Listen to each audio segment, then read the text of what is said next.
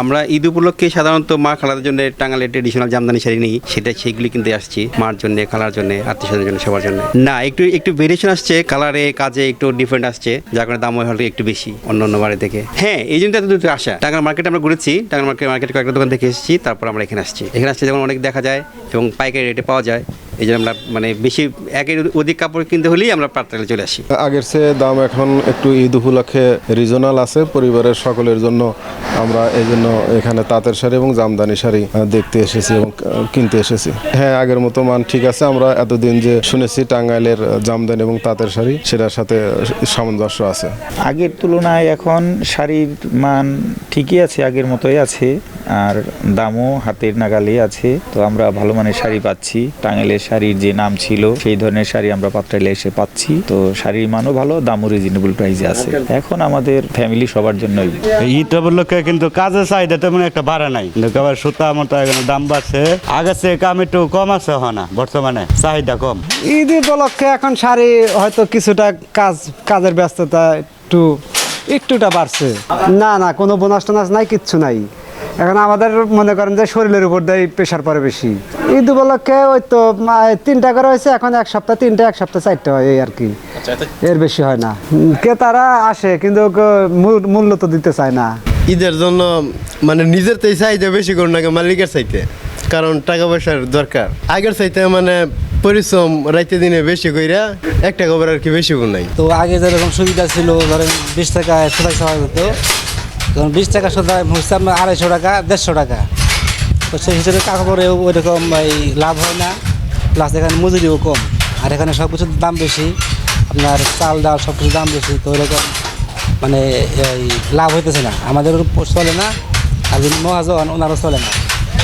তো এখন ঈদ উপলক্ষে কাপড়ের বাজার খুব একটা গরম না, তবে একটু নিজের ইচ্ছা অনুযায়ী একটু বেশি করতেছি, কারণ টাকার প্রয়োজন সামনে। তবে এখানে যদি সরকারের কোনো হইতো তো মনে হয় ভালো কিছু হইতে পারতো। এখন তো আগের মতো বাজার নাই, কাপড় চলেই না, এই অবস্থা আছে আর কি। আগের তুলনায় তো অনেক কম। এখন কাজ করলে পরে মনে করেন যে সংসারই চলতে চায় না এই কাজ করলে পরে। আর আগে মনে করেন যে 1 সপ্তাহ কাজ করলে 2 সপ্তাহ খেয়ে ফুরাইতে পারতো না একটা গাড়ি করে। আর এখন মনে করেন যে 1 সপ্তাহ কাম করলে 2 দিনের সংসারের খরচা হয়ে পারছে না, এরকম অবস্থায় গ্রামে। ঈদ উপলক্ষে কিছুটা বাড়ে, কিছু কাস্টমার আছে যারা এগুলা পরে অভ্যাস, যারা আগের থেকে পরে আসে তারাই মনে করেন যে কিছু লোকে এই কাপড়গুলা খুঁজে, এর জন্য আর কি এটা মোটামুটি ঠিক আছে। ঈদকে কেন্দ্র করে গত বছরের তুলনায় আমরা একটু বেশি প্রোডাকশন করেছি এবং বেশ কিছু নতুনত্ব এনেছি। এবার আমরা বরাবরই গ্রাহকদের চাহিদা অনুযায়ী প্রোডাকশন দিই, চাহিদাকে মনে রেখেই রং ডিজাইন আমরা সেট করে বাজারজাত করেছি। তো এবছর আমরা বেশি আশাবাদী যে এই রোজার ঈদ এবং পয়লা বৈশাখ এই দুটো পাশাপাশি। আমরা 2019 সালের পর থেকে পয়লা বৈশাখের কোনো ব্যবসা পাইনি, আর রোজার ঈদের ব্যবসা দিন দিন নেমে গিয়েছিল। এত বছর পরে আমরা নতুন একটা সুযোগ পেয়েছি, নতুন একটা দেশ পেয়েছি।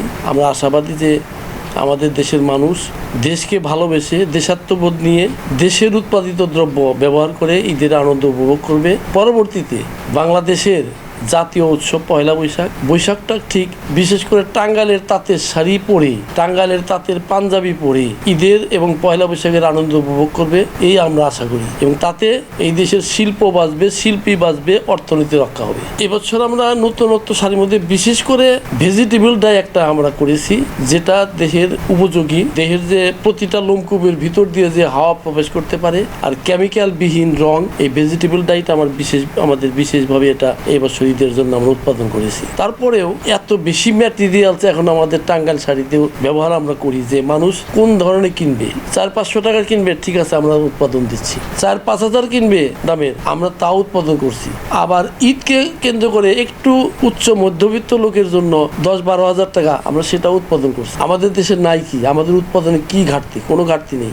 কেন আমরা বিদেশি জিনিস পরে ঈদের উৎসব বা জাতীয় উৎসবগুলো পালন করব? আমরা আশাবাদী দেশের মানুষের কাছে আমাদের কামনা দেশকে ভালোবাসুন, তাহলে দেশের উৎপাদিত দ্রব্য ব্যবহার করলে আবারও বলছি আমাদের বৈদেশিক মুদ্রা সাশ্রয় করুন। আমাদের দেশীয় বাজারটা দিন দিন ছোট হয়ে আসছে, আমরা বিদেশি বাজারের উপর অনেকটা নির্ভরশীল হয়ে পড়ছি, যেটা প্রতিবেশী দেশ তাদের চাহিদা অনুযায়ী নিচ্ছে। এমনও হতে পারে তাদের চাহিদা থাকবে না, আবার রপ্তানি আমাদের হবে না, তখন আমাদের দেশীয় বাজারটার দিকে তাকিয়ে থাকতে হবে। তাই দেশীয় বাজারকে ধরে রাখার জন্য সরকারের কাছে আমরা একটা দাবি জানিয়েছি, একটা প্রজেক্ট দিয়েছি। যদি সেই প্রজেক্টটা পাস হয় তাহলে আমাদের যে হারিয়ে যাওয়া শিল্প এবং শিল্পী দুটোকে আমরা পুনরুদ্ধার করার চেষ্টা করতে পারবো।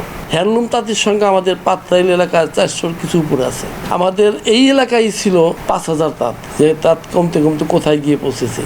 যেহেতু বাজার ছোট হয়েছে, চাহিদা কমেছে, এদিকে কিন্তু লোক সংখ্যা বেড়েছে, তারপরে চাহিদা কমেছে। চাহিদা কমাতে আমাদের এই উৎপাদনটা আমাদের অনেক কমে গেছে, শিল্পী হারিয়ে গেছে।